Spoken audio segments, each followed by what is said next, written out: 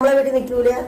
അവള് വേറെ ആണുങ്ങളായിട്ട് പിന്നെ ഫോൺ വിളിപ്പ്, പിന്നെ അവൻ ഗൾഫിൽ ഇരിക്കുന്ന സമയത്ത് ഇവള് ഫോൺ വിളിച്ച് അങ്ങനെ ഇവനെ വിളിച്ച് ചോദിച്ചപ്പോ ഇവനല്ലേ വിളിക്കുന്നത്, അത് വേറെ ആൾക്കാരെ വിളിക്കുന്നത്. അത് രാത്രി 12 കഴിഞ്ഞ ശേഷം ആണ് ഇവള് ഫോൺ വിളിക്കുന്നത്. അതായത് നിങ്ങളെ മകനെ വിളിക്കണു എന്ന് ആണ് വിളിക്കുന്നത്. പല ദിവസവും അങ്ങനെ ആയിട്ടുണ്ട്. അങ്ങനെ പിന്നെ എന്റെ വാപ്പ. Hi guys, welcome to my another video. ഇന്നത്തെ ദിവസത്തെ രണ്ടാമത്തെ വീഡിയോ. അപ്പം ഇപ്പോഴത്തെ യൂട്യൂബ് യൂണിവേഴ്സ് ആയിട്ടുള്ള സജ്ന നൂർ, റസൂൽ പൂക്കുറ്റി, ഫിറോസ്, ദിയാസന, വേറെ ഇത് പെണ്ണു എന്നല്ലോ, റോഷ്നി വീഡിയോയിലോട്ട് എല്ലാവർക്കും സ്വാഗതം. ഞാൻ ഈ യൂണിവേഴ്സിലോട്ടൊന്ന് കടന്നു നോക്കി. 2 ദിവസം കൊണ്ട് എൻ്റെ ഗുരുവായൂരപ്പ എന്തൊക്കെ കണ്ടൻറ്റാണ് ഉണ്ടായിട്ടുള്ളത്. നിറയെ കണ്ടൻറ്റ്. സജ്ന വീഡിയോ ഇടുന്നു, ദിയ വീഡിയോ ഇടുന്നു, ഫിറോസ് മിണ്ടാണ്ടിരിക്കുന്നു, ഫിറോസിൻ്റെ എന്തോ 17 വയസ്സുകാരിയുടെ പോക്സോ പൊന്തി വരുന്നു, അതിൻ്റെ വീഡിയോ വരുന്നു, ഓഡിയോ വരുന്നു. എൻ്റെ അമ്മോ നിൽക്കാൻ വയ്യ. ഞാൻ ഈ യൂണിവേഴ്സിലോട്ടൊക്കെ ഇങ്ങനെ കയറിയാലോ എന്ന് കരുതി നിൽക്കുന്ന സമയത്താണ് വളരെ അൺഎക്സ്പെക്റ്റഡ് ആയിട്ട്, എൻ്റെ എല്ലാം അൺഎക്സ്പെക്റ്റഡ് ആണ് പറയുമ്പോൾ നിങ്ങൾക്ക് എങ്ങനെ തോന്നുന്നുണ്ടാവും. അൺഎക്സ്പെക്റ്റഡ് ആയിട്ട് നമ്മുടെ ഷെഫീന വിയുടെ വീഡിയോ ഞാൻ കാണുന്നത്. അപ്പോൾ ഷെഫീന എനിക്ക് ഐ ബിലീവ് സജ്നേൻ്റെ സപ്പോർട്ടാണ് എന്നാണ് എനിക്ക് തോന്നുന്നത്. എനിക്കറിയില്ല, ഞാൻ ആളുടെ എല്ലാ വീഡിയോസും ഇരുന്ന് കണ്ടിട്ടില്ല. ഇനി ഷെഫീന സജ്നേനെ സപ്പോർട്ട് ചെയ്തു എന്നുകൊണ്ട് എന്നെ ആരും തിന്നാൻ വരരുത്, അങ്ങനെയല്ല ഉദ്ദേശിച്ചത്. ഷെഫീനേൻ്റെ ചാനലിൽ ഒരു വീഡിയോ വന്നിട്ടുണ്ട്. ആ വീഡിയോയിൽ മെയിനായിട്ട് ദിയാസനയുടെ മദർ ഇൻ ലോൻ്റെ ഒരു ഇൻ്റർവ്യൂ പോലെയുള്ളൊരു സാധനമാണ് വന്നിട്ടുള്ളത്. അപ്പം അതൊരു വെറൈറ്റി സാധനമാണ്. കാരണം കുറേ ആയി സജ്നേനെ പറയുന്നു, കുറേ ആയി ഫിറോസിനെ പറയുന്നു, കുറേ ആയി റസൂലിനെ പറയുന്നു. എനിക്ക് തന്നെ അങ്ങ് മടുത്തു. അപ്പോൾ നോക്കുമ്പോൾ വെറൈറ്റി ആയിട്ട് ദിയാസനയുടെ മദർ ഇൻ ലോയുടെ ഒരു ഇൻ്റർവ്യൂ ആണ്. അപ്പോൾ അത് കേട്ട സമയം ദിയാസന കുറച്ച് കോംപ്ലിക്കേറ്റഡ് ആണ് എന്നുള്ള രീതിയിലൊക്കെയാണ് അതിൻ്റെ ഒരു പോക്ക്. അപ്പം ഞാൻ കരുതി അതെടുത്ത് സംസാരിക്കാം. ചിലപ്പോൾ വീഡിയോ കാണുന്നത് നിങ്ങളെല്ലാവരും കരുതും അതും ഇതും തമ്മിൽ എന്ത് ബന്ധമെന്ന്. സത്യം പറഞ്ഞാൽ എനിക്കും അറിയില്ല അതും ഇതും തമ്മിൽ എന്താ ബന്ധമെന്ന്. പക്ഷെ എന്തായാലും ബന്ധങ്ങൾ എന്തെങ്കിലുമൊക്കെ നമുക്ക് ഉണ്ടാക്കാമല്ലോ. അപ്പം എനിക്ക് ആദ്യം പറയാനുള്ളൊരു കാര്യം, ഈ വിഷയത്തെക്കുറിച്ചിട്ട് എനിക്ക് ഒറ്റ അഭിപ്രായമുള്ളൂ. സജ്ന നൂറും റസൂലും തമ്മിൽ റിലേഷൻഷിപ്പിലാണ്. അതങ്ങ് സമ്മതിച്ചാൽ വിഷയം തീരാവുന്നതേ ഉള്ളൂ. പക്ഷേ സജ്നയ്ക്ക് സമ്മതിക്കാൻ പറ്റും, ഭർത്താവുമായിട്ട് ഡിവോഴ്സാണ്. പക്ഷേ റസൂലിന് പറ്റൂല, കാരണം ഭാര്യ ഇപ്പോഴും വീട്ടിലുണ്ടേ. അതാണ് ഈ വിഷയത്തിൻ്റെ ഒരു മെയിൻ സാധനം. ഇനി രണ്ടാമത്തത്, ദിയാസന, സജ്ന നൂർ, റോഷിനി, ഫിറോസ് ഇവർ MDMA യൂസ് ചെയ്തു. ഇതാണ് അടുത്തൊരു വിഷയം. Simple and humble, go test, report കൊണ്ട് വരൂ, തീർന്നു. നമുക്ക് ഈ യൂണിവേഴ്സ് ഇവിടെ അങ്ങ് അവസാനിപ്പിക്കാം, അല്ലെങ്കിൽ പിരിച്ചുവിടാം. പക്ഷേ സജ്ന പറയുന്നു ഞാൻ ഇന്ന് ചെയ്യും, ദിയ പറയുന്നു ആരെങ്കിലും വന്നാൽ ചെയ്യും എന്നൊക്കെ പറഞ്ഞിട്ട് ഇങ്ങനെ നീട്ടി വലിച്ച് കളിക്കുക. നിങ്ങൾ എത്ര നീട്ടി വലിച്ച് കളിച്ചാലും ചെയ്തിട്ടുണ്ടെങ്കിൽ റിപ്പോർട്ടിൽ കാണാൻ പറ്റും. ഓഫ്കോഴ്സ് നമ്മൾ ഡി-അഡിക്ഷൻ സെൻ്ററിലാണ് വർക്ക് ചെയ്യുന്നത്, അതുകൊണ്ടാണ് പറഞ്ഞു തരുന്നത്. അപ്പോൾ എന്തായാലും ഈ 2 പരിപാടിയിൽ തീർക്കാവുന്ന ഈ ഒരു വിഷയമാണ് ഇപ്പം ദിയാസനയുടെ മദർ ഇൻ ലോ വരെ എത്തിയിരിക്കുകയാണ്. എന്തായാലും ദിയാസനയുടെ മദർ ഇൻ ലോക്ക് പറയാനുള്ള കുറേ കാര്യങ്ങൾ നമുക്ക് കേൾക്കാം. അപ്പം ദിയാസന എങ്ങനെ ഈ ഫ്രെയിമിൽ എത്തി എന്ന് എന്തായാലും എൻ്റെ വീഡിയോ കാണുന്ന ആൾക്കാർക്ക് പറഞ്ഞു തരണ്ടല്ലോ. അപ്പം ലെറ്റ്സ് സ്റ്റാർട്ട്. അതിന് മുമ്പ് ഒരു കാര്യം പറയാൻ പറഞ്ഞേ, എൻ്റെ ചാനൽ ഇഷ്ടപ്പെട്ടാൽ സബ്സ്ക്രൈബ് ചെയ്യാനും വീഡിയോ ഇഷ്ടപ്പെട്ടാൽ ലൈക്ക് ചെയ്യാനും നിങ്ങളുടെ അഭിപ്രായം കമൻറ്റിൽ കൂടെ രേഖപ്പെടുത്താനും നിങ്ങളാരും മറക്കണ്ട. അപ്പം നമുക്ക് വേഗം വീഡിയോയിലോട്ട് നോക്കാം. പറയാനുള്ളത് പറയാം. അപ്പൊ ഇത് ദിയാസനയുടെ അമ്മായി അമ്മയാണ്. നിങ്ങളെയൊക്കെ ദിയാസന പറഞ്ഞു പറ്റിച്ചിരിക്കുന്ന ആ ദുഷ്ടയായ സ്ത്രീയാണ് നിങ്ങൾ ഇപ്പോൾ കാണുന്നത്. കുറച്ച് കാര്യങ്ങൾ പറയാനുണ്ട് എന്ന് പറഞ്ഞതിന്റെ പേരിൽ ഞാനൊന്ന് വന്ന് അവരുടെ വീഡിയോ എടുക്കുന്നതാണ്. നിങ്ങൾ ഒരു സൈഡ് മാത്രമല്ലേ കേട്ടിട്ടുള്ളൂ, മറ്റേ സൈഡ് കേൾക്കാൻ മാധ്യമ പ്രവർത്തകരാരും തയ്യാറാകാത്തത് കൊണ്ടാണ് ഞാൻ ഇനിഷ്യേറ്റീവ് എടുത്ത് അവരുടെ അടുത്ത് കാര്യങ്ങൾ ചോദിക്കാൻ വന്നത്. ഇവിടെ 1 സൈഡ് ഏതാണ് ഷെഫീന എന്ന് പറയുന്ന യൂട്യൂബർ ഉദ്ദേശിച്ചത് എന്നുള്ള കാര്യം എനിക്കറിയില്ല. കാരണം ഈ ഒരു വിഷയത്തിൽ ഫിറോസിന്റെ സൈഡ് കേട്ടിട്ടുണ്ട്, സജ്നേന്റെ സൈഡ് കേട്ടിട്ടുണ്ട്, ദിയേന്റെ സൈഡ് കേട്ടിട്ടുണ്ട്, 3 ആളുടെ സൈഡും കേട്ടിട്ടുണ്ട്. ആൻഡ് 3 ആളുടെ സൈഡിനും 3 പേർക്കും കൊടുക്കേണ്ട രീതിയിലുള്ള മറുപടികൾ സോഷ്യൽ മീഡിയയിൽ കമൻ്റ് ഇടുന്ന ആൾക്കാരാണെങ്കിലും വീഡിയോ ചെയ്യുന്ന ആൾക്കാരാണെങ്കിലും കൊടുത്തു. ഇനി വൈ ദിസ് ഉമ്മ സൈഡ് മേ ബി ഇതായിരിക്കും. ഈ ദിയാസന പൊതുവേ സോഷ്യൽ മീഡിയയിൽ ദിയാസനയുടെ ഒരു ജീവിതത്തെ ഹൈലൈറ്റ് ചെയ്തത്, ചെറിയ പ്രായത്തിലെ കല്യാണം കഴിച്ചു, അതിലൊരു ബേബി ഉണ്ടായി, ഹസ്ബൻഡിൻ്റെ ഫാമിലിയിൽ നിന്ന് ഒരുപാട് അബ്യൂസ് നേരിടുന്ന ഒരു സിറ്റുവേഷൻ വന്നു, അതിൽ നിന്ന് കം ഔട്ട് ചെയ്തിട്ടുള്ള ഒരു ഫൈറ്ററാണ് ഞാൻ, ഒരു ഫെമിനിറ്റിയാണ് ഞാൻ, എന്തിന് സ്ത്രീകൾ പുരുഷൻ്റെ കാലിൻ്റെ അടിയിൽ ജീവിക്കണം എന്നൊക്കെ പറഞ്ഞിട്ട് കുറേ സാധനങ്ങളൊക്കെ ദിയാസന ഇട്ടിട്ടുണ്ട്. അപ്പോൾ അതുകൊണ്ടൊക്കെ ആയിരിക്കാം, കാരണം ഈ ഉമ്മാനെ പറ്റി ഇത്രയും അലിഗേഷൻ പറഞ്ഞിട്ടും ഇന്ന് വരെ ഉമ്മ വന്നൊന്നും സംസാരിച്ചിട്ടില്ല. അപ്പോൾ അതുകൊണ്ടായിരിക്കാം മേ ബി ഉമ്മാൻ്റെ സൈഡും കൂടെ കേൾക്കണ്ടേ എന്നിവിടെ ഉദ്ദേശിച്ചത്. കാരണം ആർക്കെങ്കിലും അങ്ങനെ ഒരു കൺഫ്യൂഷൻ വന്നിട്ടുണ്ടെങ്കിൽ ദിയ ഉമ്മ കോൺട്രവേഴ്സിയിൽ ദിയാൻ്റെ സൈഡ് മാത്രം കേട്ടാൽ പോരാ, ഉമ്മാൻ്റെ സൈഡും കൂടെ കേൾക്കണം എന്നാണ് പറഞ്ഞത്. ആൻഡ് ഓക്കെ കേൾക്കാം. ദിയാസനയും നിങ്ങളുടെ മകനും തമ്മിൽ എൻഗേജ്മെന്റ് നടത്തി നിങ്ങൾ കെട്ടിച്ചു കൊടുത്തതാണോ, പ്രണയ വിവാഹമായിരുന്നോ, എന്താണ് ഉമ്മക്ക് പറയാനുള്ളത്? ഉമ്മ പറഞ്ഞോളി. അത് പ്രണയിച്ചാണ് വിവാഹം ചെയ്തത്. അവർ രണ്ടുപേരും ഒന്നിച്ച് പഠിച്ചതാണോ അതോ? അല്ല ഇവൻ പോത്തക്കൊണ്ട് കടയിൽ നിൽക്കുകയായിരുന്നു രാജകുമാരി. അപ്പൊ എവള് അവിടെ ചെരുപ്പ് മേടിക്കാനും എല്ലാ സാധനങ്ങളും മേടിക്കാൻ ചെന്നിട്ട് അവന്റെ ഫോൺ നമ്പർ മേടിച്ച് അങ്ങനെയാണ് സംസാരിച്ച് അവര് പ്രണയത്തില്. അപ്പൊ ദിയ പറയുന്നുണ്ടല്ലോ 17 വയസ്സിൽ കല്യാണം ആലോചിച്ച് കെട്ടിച്ചതാണെന്നൊക്കെ. അന്ന് അവക്ക് 19 വയസ്സുണ്ട്. 17 അല്ലേ? 19 വയസ്സുണ്ട് അവക്ക്. അവൻ 22, അവക്ക് 19. 19 വയസ്സുണ്ട്. അവക്ക് 19 വയസ്സുണ്ട് അന്ന് അവളെ കെട്ടിക്കാൻ സമയത്ത്. അവള് നമ്മളെ വീട്ടിൽ നിൽക്കൂല. അവള് വേറെ ആളുകളായിട്ട് ഫോൺ വിളിപ്പ്. പിന്നെ അവൻ ഗർഭിരിക്കുന്ന സമയത്ത് ഇവള് ഫോൺ വിളിച്ച് അങ്ങനെ ഇവനെ വിളിച്ച് ചോദിച്ചപ്പോ ഇവനല്ലേ വിളിക്കുന്നത്, അത് വേറെ ആൾക്കാരെ വിളിക്കുന്നത്. അത് രാത്രി 12 കഴിഞ്ഞ ശേഷം ആണ് ഇവള് ഫോൺ വിളിക്കുന്നത് എല്ലാരും. അതായത് നിങ്ങളെ മകനെ വിളിക്കണു എന്ന് ആണ് വിളിക്കുന്നത്. പല ദിവസം അങ്ങനെ ആയിട്ടുണ്ട്. അങ്ങനെ പിന്നെ എന്റെ വാപ്പ ഇതുപോലെ അവള് സോഷ്യൽ മീഡിയയിൽ വന്ന ഇന്റർവ്യൂ എല്ലാത്തിനും എന്ന് വെച്ചാൽ ജോഷ് ടോക്സ് എന്ന് പറഞ്ഞാൽ അതിലുണ്ട്. എനിക്ക് കുറച്ച് അത് ഇട്ട് നോക്കിയാലും മതി.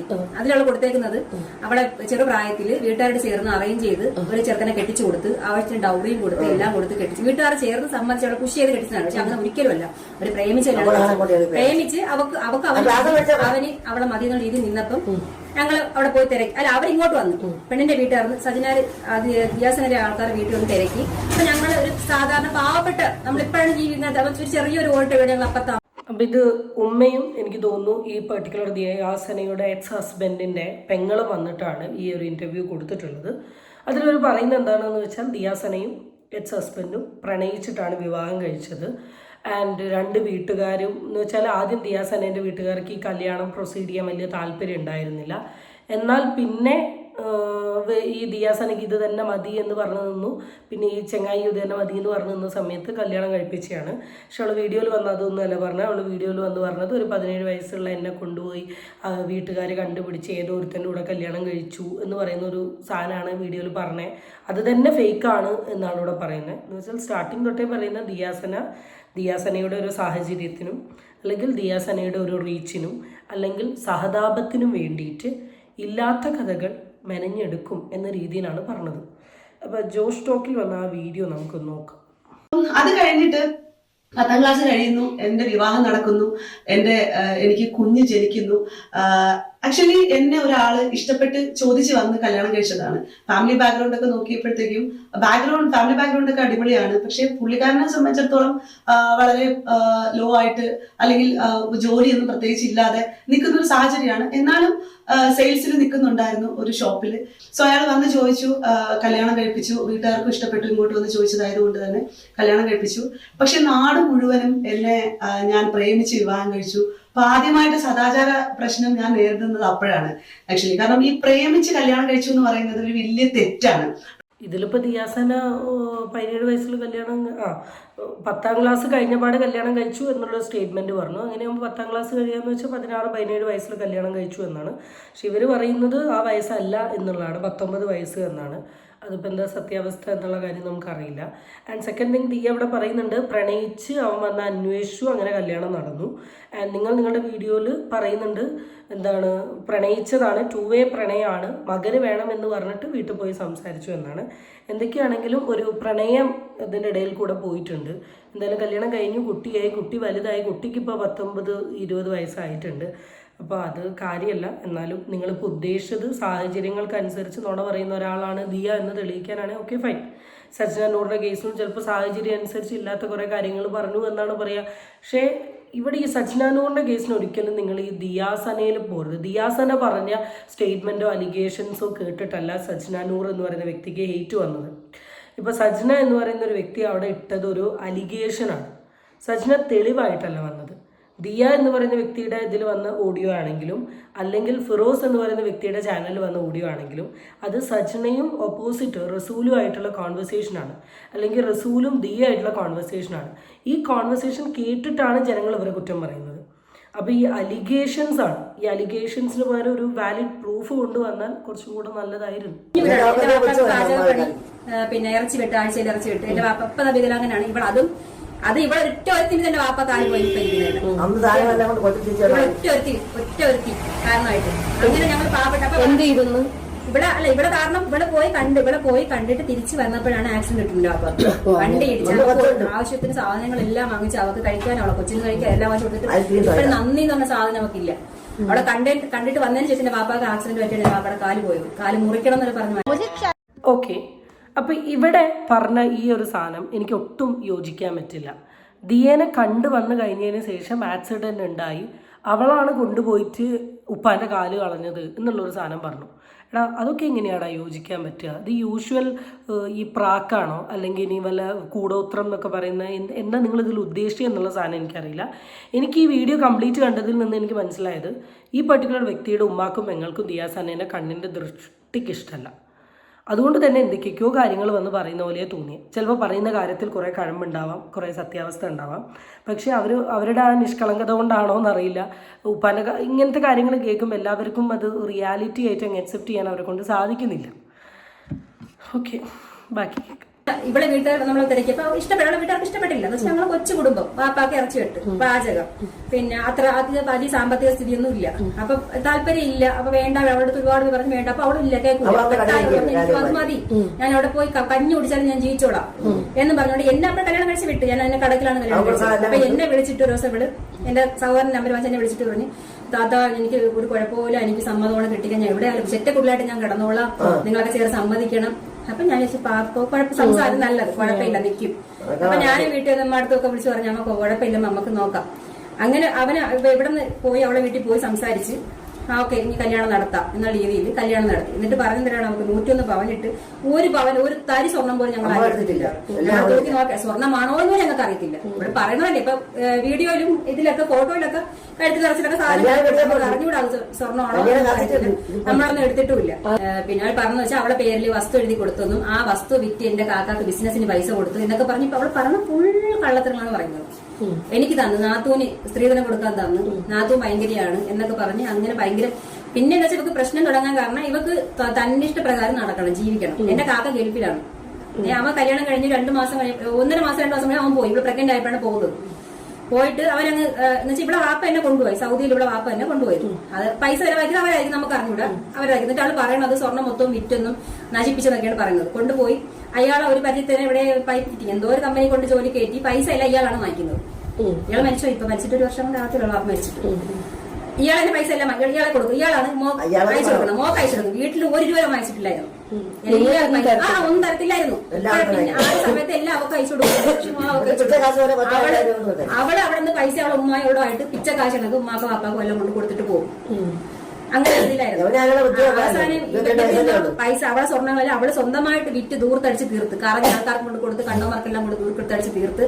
എന്നിട്ട് അപ്പോഴിവിടെ നിന്ന് എന്റെ സഹോദരൻ ഇവിടെ നിന്ന് നാട്ടിൽ നിന്ന് ഫോൺ അങ്ങോട്ട് കോള്, എടാ നിന്റെ പെണ്ണ് അങ്ങനെ പോകുന്നു, നിന്റെ പെണ്ണ് ഇങ്ങനെ പോകുന്നു, നീ അറിയുന്നില്ലേ ഇതൊന്നും. അവയെല്ലാം അറിഞ്ഞതല്ല. അപ്പൊ ഞങ്ങളൊന്നും ഗുണത്തിന് ദോഷത്തിനും ഒന്നും ഞങ്ങൾ പോയിട്ടില്ല. അപ്പൊ ഇവ ഇത് അറിഞ്ഞിട്ട് അവ അവിടെ നിന്ന് കയറി വന്നു, ഞങ്ങൾക്ക് പോലും പറയാതെ കയറി അവിടെ നിന്ന് തീർത്ത് വന്ന് അവിടെ വന്ന വെമ്പായത്ത് അവളെ വീട്ടിൽ വന്ന് ഒരുമിച്ച് താമസിച്ചുകൊണ്ടിരുന്നപ്പോ അവൻ സ്വയം എല്ലാം കണ്ടു ബോധിച്ചു. ഇവിടെ ഫോൺ വിളികളും ഇവിടെ ഇതും അതും എല്ലാം കണ്ട് അവസാനം അവർ തമ്മിൽ അടിയായി. അവർ തമ്മിൽ അടിയായി, പ്രശ്നമായി. അവള് പോയി അവളെ വീട്ടിലാണോ നമുക്കറിയത്തില്ല, കിഴട്ടി പോയി തൂങ്ങി ഇറങ്ങി നിന്നെന്നോ. അവസാനം എന്നിട്ട് ചാടിയായിട്ട് അവൾ നിന്നിറങ്ങി നിന്ന് അവൾ കയർ തൂങ്ങി ഇറങ്ങി. ഇവൻ തന്നെ എടുത്ത് ചാടി, ഇവന്റെ കൈയും രണ്ടുപേരും ഒന്നിച്ച് കെട്ടി ചാടി. അവളാണ് മുമ്പ് ഇറങ്ങി നിന്ന്, അവള് മുമ്പേ ഇറങ്ങി നിന്ന്. എന്നിട്ട് ഇവൻ വിചാരിച്ച രക്ഷപ്പെടുത്ത അവൻ എടുത്ത് ചാടി. അങ്ങനെ പ്രശ്നങ്ങളായ അവസരം ഇതൊന്നും ഞങ്ങളായിട്ട് കോണ്ടാക്ട് ഇല്ല. ഇവ അവൾ തന്നെയാണ് അവള് ഈ സജനായ ഫുൾ സൈക്കോ. മാനസിക പ്രശ്നം അവർക്കാണ്.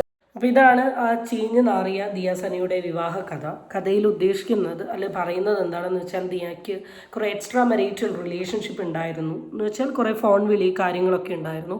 ഇത് കുറേ സുഹൃത്തുക്കൾ പറഞ്ഞറിഞ്ഞ് ഭർത്താവ് വന്ന് ഭർത്താവ് അവിടെ നിൽക്കുന്ന സമയം ഭർത്താവ് ഓൾറെഡി ഇങ്ങനത്തെ കുറേ കാര്യങ്ങളുണ്ട്, ഇവരുടെ ഇടയിൽ പ്രശ്നങ്ങളായി, അങ്ങനെയൊക്കെയാണ് ഇത് 2 വഴിക്കായത് എന്നാണ് പറഞ്ഞത്. ആൻഡ് ഇതിൻ്റെ ലാസ്റ്റ് ഇവർ പറഞ്ഞൊരു സാധനമുണ്ട്, കിണറ്റിൽ ചാടാൻ നോക്കി എന്ന് പറയുന്നൊരു സാധനം ലാസ്റ്റ് പറയുന്നത് കണ്ടു. ആൻഡ് കിണറ്റിൽ ചാടാൻ നോക്കിയത് ഇവളും ചാടി, അതിൻ്റെ കൂട്ടത്തിൽ തന്നെ ഈ ആളും ചാടി എന്നാണ് പറഞ്ഞത്. ഒരു കൈൻഡ് ഓഫ് സൂയിസൈഡൽ ടെൻഡൻസി എന്ന രീതിയിലൊക്കെയാണ് ഇവരോട് ഉദ്ദേശിച്ചത്.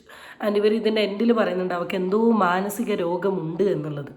അപ്പം മാനസിക രോഗിയാണ് ദിയ സന എന്നുള്ളൊരു സാധനം കാണിക്കാൻ വേണ്ടിയിട്ടാണ് ഇത്രയും ഭാഗങ്ങൾ ഇവർ പറഞ്ഞു പോയത് എന്നാണ് പറഞ്ഞത്. അപ്പോൾ ഇത് ഈ ഒരു സാധനം ഇതിലിടുന്നതിൽ കൂടെ ദിയാസനയുടെ സ്വഭാവം, ദിയാസന പാസ്റ്റിൽ കാണിച്ചിട്ടുള്ള കാര്യങ്ങൾ, ലൈക്ക് ആഫ്റ്റർ മാരേജ് കാണിച്ചിട്ടുള്ള കാര്യങ്ങളൊക്കെ ഡയറക്റ്റ്ലി ഓർ ഇൻഡയറക്ട്ലി ഈ ഉമ്മ ഈ വീഡിയോയിൽ കൺവേ ചെയ്യുന്നുണ്ട്. എന്തായാലും കഥ ഫുള്ള് കേട്ടിട്ടായിരിക്കും എന്നോട് അഭിപ്രായം. എന്നിട്ട് ഞങ്ങൾ അവരെ വീട്ടിൽ അയലോക്കത്തുള്ള ആൾക്കാർ നമ്മളെ വിളിച്ചിട്ട് പറഞ്ഞു, നിങ്ങൾ ഇവിടെ നടക്കുന്ന പ്രശ്നങ്ങളൊന്നും അറിയുന്നില്ലേ, അവൻ ഗൾഫിൽ നിന്നൊക്കെ വന്നു. അപ്പോഴാണ് നമ്മൾ അറിയണം അവൻ ഗൾഫിൽ നിന്ന് അറിഞ്ഞില്ലായിരുന്നു. അവള് ചാടിയ പ്രശ്നങ്ങളൊക്കെ നിങ്ങൾക്ക് നിങ്ങൾക്ക് വേണമെങ്കിൽ ആ ചെറുക്കൻ നിങ്ങളോടൊന്ന് കൊണ്ടുപോകും എന്ന് പറഞ്ഞു. അങ്ങനെ ഞാൻ ഇതിന്റെ നമ്പർ എങ്ങനെ ഒപ്പിച്ച് ഞാൻ വിളിച്ചു. ഞാൻ നീ എന്തിനാണ് അവിടെ പോയി കിടക്കുന്നത്, നീ അവളെ കൈ കൊണ്ട് ചാവാനായിട്ടാണ്, അതിനൊക്കെ വീടില്ല. അപ്പൊ അവര് വരാന്ന് വെച്ചാൽ ആളൊക്കെ ഇത്ര നാൾ പൈസ ഒന്നും അങ്ങനെ അയച്ചിട്ടില്ലല്ലോ, പാപ്പാക്കും മാവും കൊടുത്തിട്ടില്ല. അപ്പൊ വന്ന് കയറാനുള്ള പേടിയുണ്ട്. എല്ലാം അവക്കല്ലേ കൊടുത്തത്, അവക്കെല്ലാം കൊടുത്ത് അവളതിനപ്പുറം കണ്ടോ അവളുടെ പൈസ അയച്ച് കൊച്ചിന് അറിയാനും എല്ലാം മേടിച്ചുകൊണ്ട് പൈസ എല്ലാം അയച്ചു. സ്വർണ്ണം വാങ്ങിക്കാൻ കൊച്ചിന് സ്വർണ്ണം 40 എല്ലാ സാധനം അവളും അവളുമ്മാടെ പോയി ചേർന്ന് വാങ്ങിച്ചിട്ട് അവരാണ് കൊണ്ടുവന്നത്. നിങ്ങൾക്ക് നാളെ കൊണ്ടുവന്ന് കെട്ടിത്തരണേ, അതൊക്കെ എന്തൊരു ന്യായമാണ് കണ്ടത്. സാധാരണ അങ്ങനെയാണ് നടക്കുന്നത്. പിന്നെ 40 ദിവസമുള്ള സാധനങ്ങളെല്ലാം നമ്മൾ കൊണ്ടുവരും കെട്ടിയിടന്നപ്പം കൊണ്ട് കൊടുത്തു. അന്ന് 10,000 രൂപ സാധനങ്ങൾ കൊണ്ട് കൊടുത്തു. അങ്ങനെ പ്രശ്നങ്ങളും വയസ്സായി കൊച്ചിന്? അവന് 18 വയസ്സായി, 19 വയസ്സായി. ഇല്ല അവർ എന്നുവെച്ചാൽ അവൾ അങ്ങനെ ആക്കി നമ്മളാക്കി ആ കൊച്ചിന്റെ മുമ്പ് വെച്ചാൽ അവൾക്ക് അവളെ ഇഷ്ടത്തിന് പൈസ കൊടുക്കുന്നുണ്ട്. അവന് ഫ്രീഡം കിട്ടുന്നുണ്ട്, പൈസ കിട്ടുന്നത്. പിന്നെ ഞങ്ങൾ എന്തോന്നും ഞങ്ങളെ കാണുന്നതിന് ഞങ്ങളെടുത്ത് വരുന്നതിന് അവരെങ്ങനെ ഞങ്ങളെ കൊണ്ടാന്ന് അറിഞ്ഞു. പണ്ടേ ഈ പരിപാടി ഉണ്ട്, സിഗരറ്റും ബാക്കിയുള്ളത് എല്ലാം ഉണ്ട്. പണ്ടേ അവർക്ക് ഞാൻ വിളക്കുമ്പോൾ ചായ ഇട്ട് കൈ കൊണ്ട് കൊടുക്കുന്നു അവളെ കയ്യിൽ.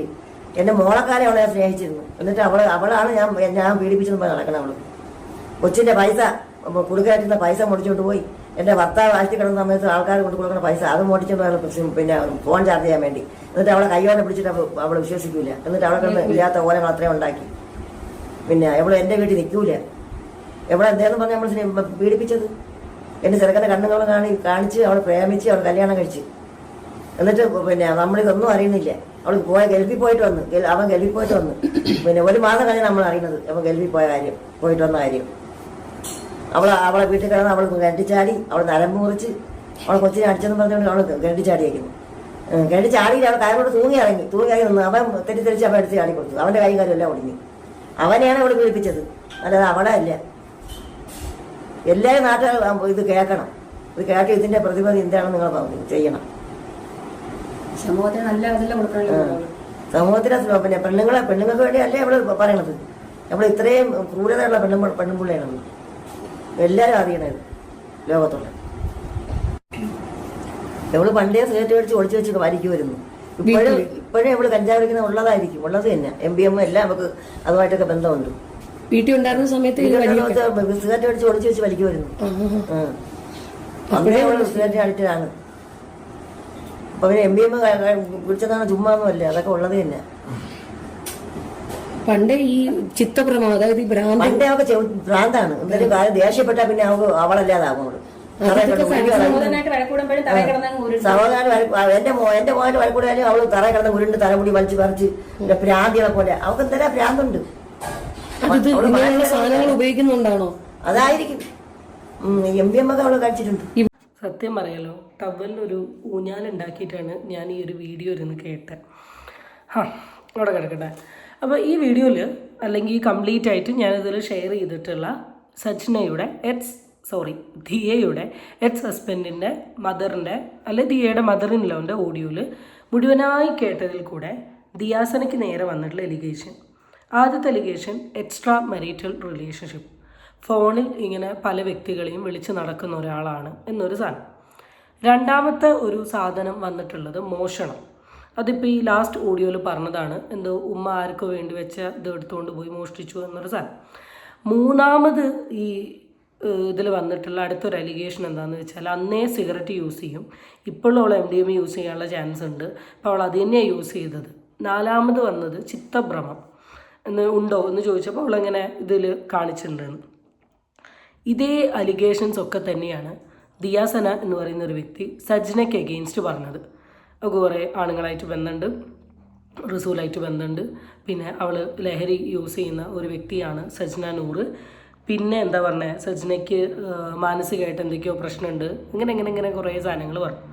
അപ്പം ഇതെന്ത് കളിയാന്നാണ് എനിക്ക് മനസ്സിലാവുന്നത്. പെട്ടെന്ന് ഫ്രെയിമിലോട്ട് മദർ ഇൻ ലോ വരുന്നു, ഈ അലിഗേഷൻസ് തന്നെ മദർ ഇൻ ലോ പറയുന്നു, ആൻഡ് ദിയാസന കിണറ്റിൽ ചാടുന്ന ഒരു സാധനം അല്ലെങ്കിൽ ഇങ്ങനത്തെ ചെയ്തിട്ടുണ്ട് ചിലപ്പോൾ പിടിവിടുന്ന സമയമായിരിക്കാം, ചിലപ്പോൾ ഈ ഒരു സാധനം റിപ്പീറ്റഡ്ലി ചെയ്യുന്നുണ്ടെങ്കിൽ അതിനൊരു റീസൺ ഉണ്ടാവും.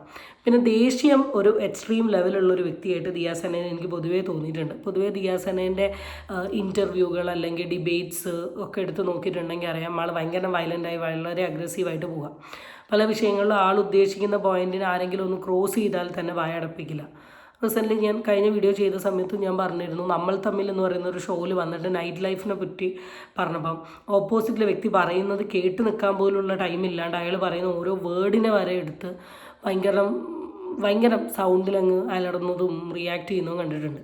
പിന്നെ ആളുടെ സൗണ്ടും പൊതുവേ അങ്ങനത്തെ ഒരു കാറ്റഗറിയിലാണ്.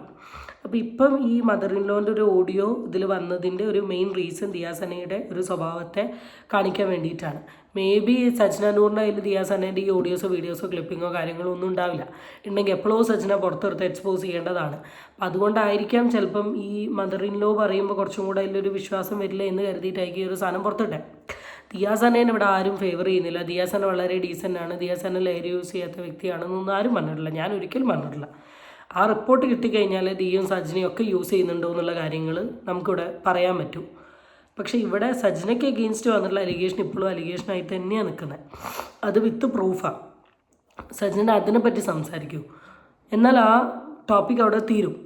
പക്ഷെ അതിന് പകരം ഈ ഒരു കണ്ടന്റ് കൊണ്ടുള്ള യൂസ് എനിക്ക് മനസ്സിലാവാത്തത്. ഞാൻ ഈ ഒരു ഓഡിയോ കേട്ട സമയത്ത് ഞാൻ ഈ ഓഡിയോ കംപ്ലീറ്റ് ഇരുന്ന് കേട്ട് അപ്പോൾ ഞാൻ എന്തിനാണ് എന്താ ഇതിൽ ഹൈലൈറ്റ് ചെയ്യുന്നത്, ഇൻസ്റ്റഡ് എന്ത് ചെയ്യണം. അപ്പോൾ ദിയാസൻ്റെ തന്നെ വീഡിയോയിൽ പറഞ്ഞിരുന്നു ആരോ ഒരാൾ വന്നാൽ ചെയ്യാൻ റെഡിയാണ്. ഞാൻ ആലോചിക്കുകയാണ് ഷെഫീന പോയിട്ട് ആളുടെ കൂടെ നിന്നിട്ട് ടെസ്റ്റ് ചെയ്യട്ടെ, റിപ്പോർട്ട് പുറത്തോട്ട് വരട്ടെ. സച്ചിൻ അത്ര കോൺഫിഡൻ്റ് ആയിട്ടാണ് പറഞ്ഞത്. സച്ചിൻ്റെ റീസെൻ്റ്ലി ഉള്ളൊരു വീഡിയോ ഞാൻ കണ്ടു. വീഡിയോയിൽ പറയുന്നുണ്ട് എന്തോ ഫെബ്രുവരി 18 രാത്രി 12 മണിക്ക് ഉപയോഗിച്ചു, ആരെയോ വിളിച്ച് ബ്ലഡ് കാണുമോ എന്നൊക്കെ ചോദിച്ചു. ഇങ്ങനത്തെ കുറേ സാധനങ്ങളൊക്കെ അതിൽ പറയുന്നത് ഞാൻ കേട്ടു. അങ്ങനെ ഒരു സാധനം ഉണ്ടെങ്കിൽ അതിന് എഫോർട്ട് എടുക്കണം, അതിൽ നിന്ന് മനസ്സിലാക്കണം. പിന്നെ ക്യാരക്ടർ എല്ലാവരുടെയും പെർഫെക്റ്റ് അല്ല, പോസിറ്റീവ്സ് ഉണ്ട്, നെഗറ്റീവ്സ് ഉണ്ട്, എല്ലാം പാർട്ട് ഓഫ് ലൈഫ്. ആൻഡ് ഈ റിലേഷൻഷിപ്പ് തീർന്നിട്ട് കുറേ കാലങ്ങളായി എന്നാണ് എനിക്ക് തോന്നുന്നത്. അതവിടെ എൻഡായി, അതവിടെ കഴിഞ്ഞു, വേറെയായി. അപ്പം അതൊക്കെ ഇനി വലിച്ചു കൊണ്ടുവരുന്നത് മേ ബി ആ ക്യാരക്ടർ കൺവേ ചെയ്യാനായിരിക്കാം. പക്ഷെ അങ്ങനെ വലിച്ചു വരേണ്ട ആവശ്യത്തിനേക്കാൾ പ്രൈമറിയെയും ലഹരി യൂസ് ചെയ്യുന്നുണ്ടോ എന്നാണ്. കാരണം അങ്ങനെ യൂസ് ചെയ്യുന്നുണ്ടെങ്കിൽ അതിന് എഗെയിൻസ്റ്റ് ആക്ഷൻ എടുക്കണം. കാരണം കുറേ ആൾക്കാർ മോട്ടിവേഷൻ സ്പീക്കർ അല്ലെങ്കിൽ ഫെമിനിസ്റ്റ് സപ്പോർട്ടർ എന്നൊക്കെ പറഞ്ഞ് നിന്നിട്ട് ഈ തരത്തിലുള്ള കാര്യങ്ങളാണ് ചെയ്യുന്നതെങ്കിൽ അതിന് അതിൻ്റെതായ രീതിയിലുള്ള നിയമ പോരാട്ടം ഫ്രണ്ടോട്ട് പോകേണ്ടത് വളരെ ഇമ്പോർട്ടൻ്റ് ആണ്, മാൻഡേറ്ററിയാണ്. അപ്പോൾ ആ ഒരു സ്റ്റെപ്പിലോട്ട് പോകുന്നതാണ് കുറച്ചും കൂടെ ഈ ഒരു വിഷയത്തെക്കുറിച്ചുള്ള ക്ലാരിറ്റി കിട്ടുക. ടൈം ഡിലേ ചെയ്യുന്നതിനനുസരിച്ച് ചിലപ്പോൾ റിപ്പോർട്ട് മാറാം, റിപ്പോർട്ടിൽ വേരിയേഷൻ വരാം, ഫേക്ക് റിപ്പോർട്ട്സ് വരാം, അതിനൊക്കെ ഉള്ള ചാൻസസ് ഉണ്ട്. അപ്പം അതിലോട്ടൊരു ആംഗിൾ പോവുക. ആൻഡ് എനിക്കിതാണ് ഈ വിഷയത്തെക്കുറിച്ചിട്ട് പറയാനുള്ളത്. നിങ്ങളുടെ അഭിപ്രായം എന്താ വെച്ചാൽ രേഖപ്പെടുത്തും. That's it guys. ഇവിടെ ഇരുന്ന് വീഡിയോ ചെയ്ത് എൻ്റെ കണ്ണ് കുറച്ചും കൂടെ വേദനിക്കും. സോ ഞാൻ പോയേക്കാം.